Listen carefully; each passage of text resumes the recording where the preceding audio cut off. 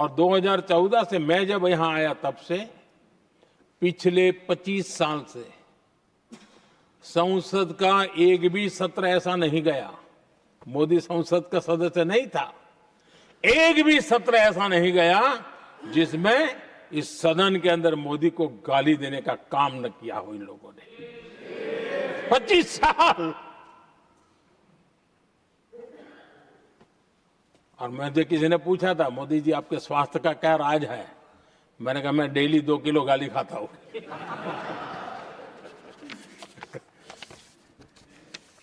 आदरणीय सभापति जी,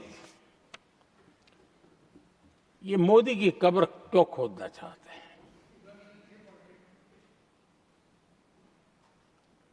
ये सिर्फ नारा नहीं है,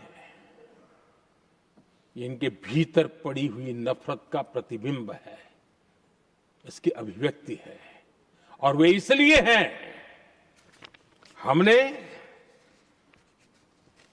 370 की दीवार गिरा दी, इसलिए वो मोदी की कब्र खोदना चाहते हैं। हमने नॉर्थ ईस्ट में बम बंदूक और आतंक का जो छाया बना रहता था, नॉर्थ ईस्ट में शांति और विकास का राह अपनाई, इसलिए वो मोदी की कब्र खोदने पर सोच रहे हैं।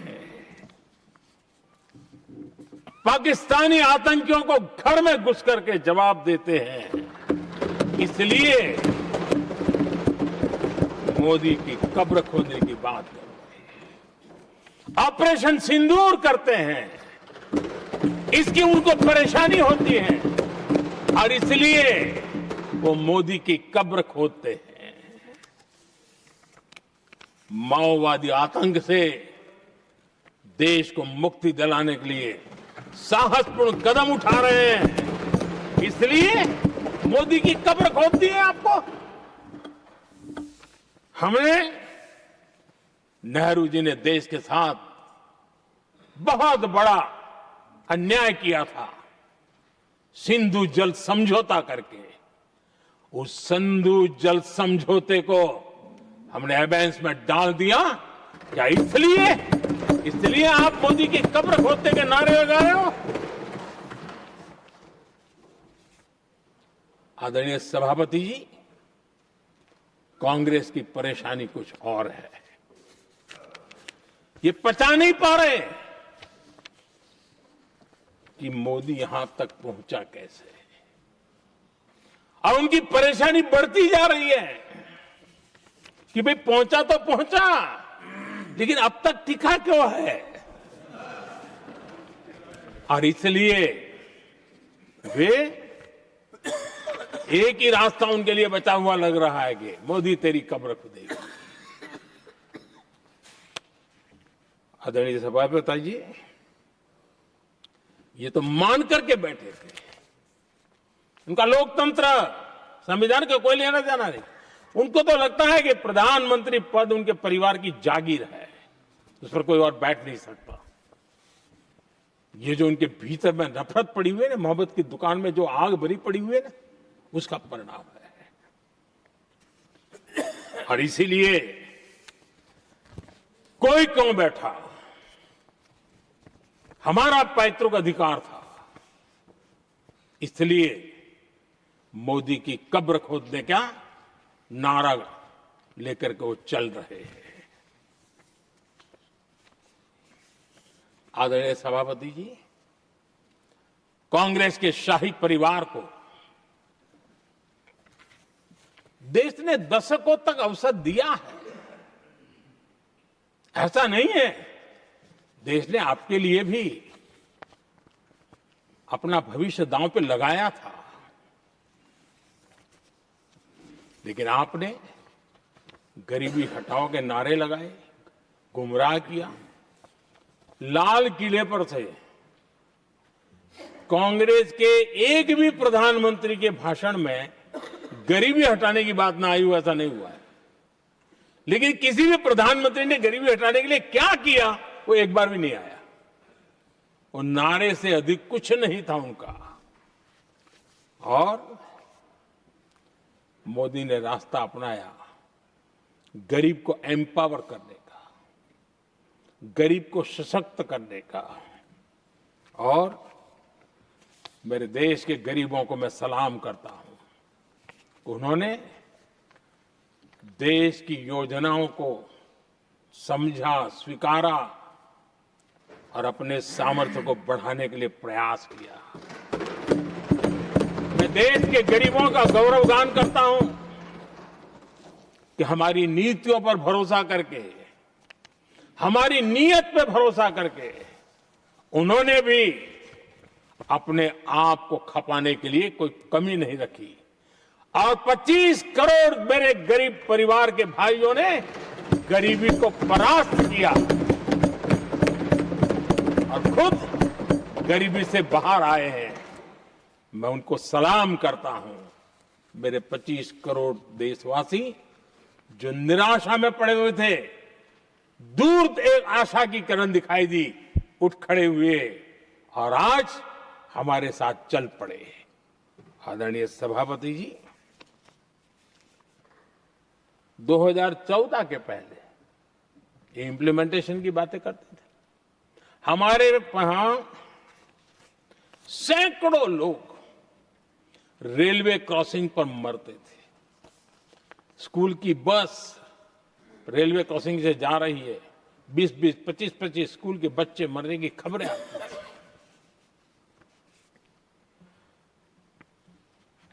अनमैन्ड रेलवे क्रॉसिंग, वो इतना बड़ा काम नहीं था कि नहीं कर सकते थे।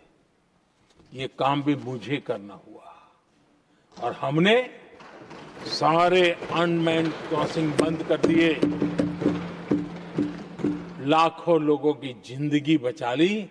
इसलिए ये मोदी की कब्र खोदना चाहते हैं। आदरणीय सभापति जी, 2014 से पहले इस देश में 18,000 गांव ऐसे थे जिनको बिजली का मतलब पता नहीं था। बिजली का कोई तार होता है, कोई बल्ब होता है, कोई लट्टू जलता हुआ उसमें उजाला निकलता, पता नहीं था उनको। 18,000 गांव 2014 के बाद जब आपने हमें दायित्व देशवासियों ने दिया, उन 18,000 गांव जिन्होंने कभी बिजली का मुंह तक नहीं देखा था, बिजली का शब्द भी कान पे नहीं सुना था, उन गांवों में उजाला पहुंचाया। इसलिए इनको मोदी की कब्र खोदने के सिवाय अब कोई रास्ता नहीं दिख रहा है। आदरणीय सभापति जी, वो भी एक वक्त था जब देश में बार बार खबरें आती थी, मीडिया में हेडलाइन हुआ करती थी, सरहद की स्थिति के संबंध में बयान आते थे, गोला बारूद नहीं है, बुलेट प्रूफ जैकेट नहीं है, बर्फ के बीच खड़ा है, बर्फ में खड़े रहने के लिए जो जूते चाहिए जूते तक नहीं उसके पास, ये खबरें आती थी। हमने देश के जवानों के लिए खजाने खोल दिए, देश के जवानों को जो चाहिए वो देने की चिंता कर पड़े। और इसलिए वो चाहते कि अब तो कोई रास्ता बचा नहीं है, बस कब्र खुदेगी मोदी की, यही एक रास्ता उनके लिए बचा है। आदरणीय सभापति जी, एक बार उत्तर प्रदेश के वर्तमान मुख्यमंत्री जी ने सदन में भाषण करते करते वो रो पड़े थे। दिमागी बुखार के कारण बच्चे, अनगिनत बच्चे मर रहे थे। इनको कभी सूझा नहीं कि इस दिमागी बुखार से मुक्ति दिलाई जा सकती है। आदरणीय सभापति जी, आंख की बीमारी ट्रकोमा, लोग परेशान होते थे, आंखें चली जाती थी और विज्ञान प्रगति कर चुका था, हो सकता था, वो नहीं कर सकते थे।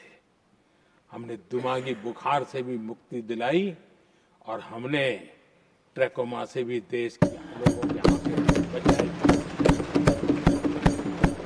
यही सफलताएं हैं, यही संवेदनशीलता है, समाज के लिए जीने मरने का यही संकल्प है।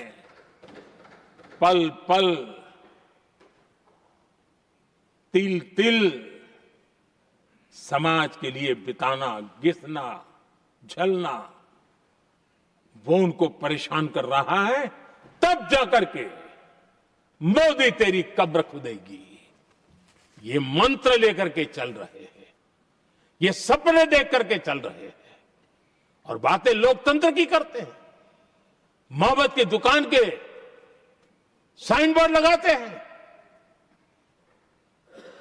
क्या सार्वजनिक जीवन में ऐसी नफरत होती है? आदरणीय सभापति जी,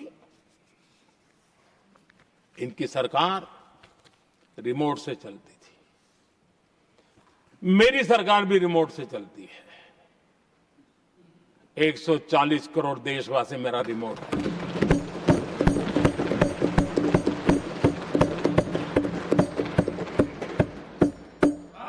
एक 140 करोड़ देशवासियों के सपने, 140 करोड़ देशवासियों की आकांक्षाएं, देश के नौजवानों के संकल्प,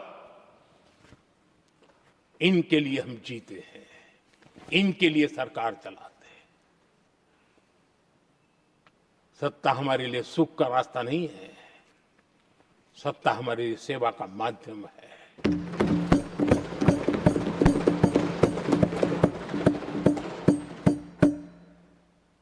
मुद्रा योजना, लाखों करोड़ों की मदद मिली, स्वरोजगार को बल दिया। कांग्रेस ने कभी स्टार्टअप कल्चर को प्रमोट ही नहीं किया। कुछ सैकड़ों में स्टार्टअप बेचारे अपने, उनको पता भी नहीं था। और इनका तो हाल ये है आदरणीय सभापति जी, अपने घर के स्टार्टअप को भी वो लिफ्ट नहीं कर पा रहे।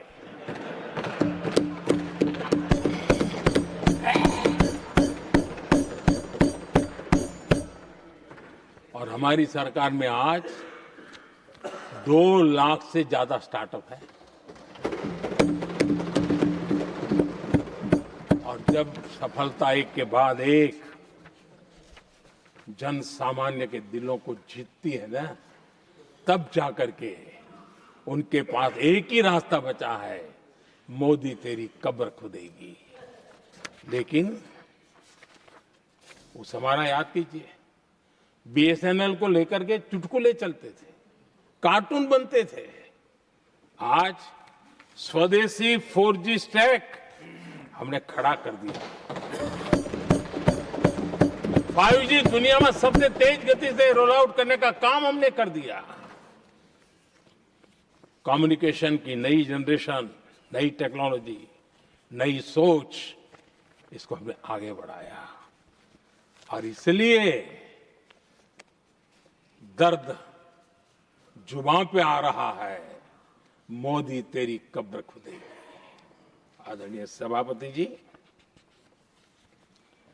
गरीब की सेवा ये मेरा सौभाग्य है। 4 करोड़ गरीबों को पक्के घर देना मैं जीवन में सुकून मानता हूं। बिजली, पानी, गैस का सिलेंडर, टॉयलेट की सुविधा, मुझे लगता है कि हाँ, परमात्मा ने मुझे सही दिशा में काम करने की प्रेरणा दी है। पहली बार गांव की महिला गर्व से कह रही है, हाँ मैं लखपति दीदी बनी हूं। तो दूसरी कह रही है, इस साल तक मैं लखपति दीदी बन जाऊंगी।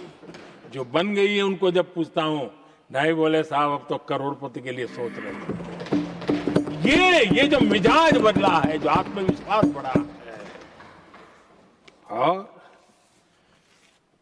ऐसे देश के कोटि कोटि जनों के आशीर्वाद जिस इंसान पर हो,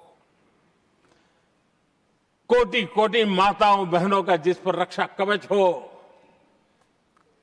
नारे कितने ही लगा लो, कब्र तुम नहीं खोद पाओगे।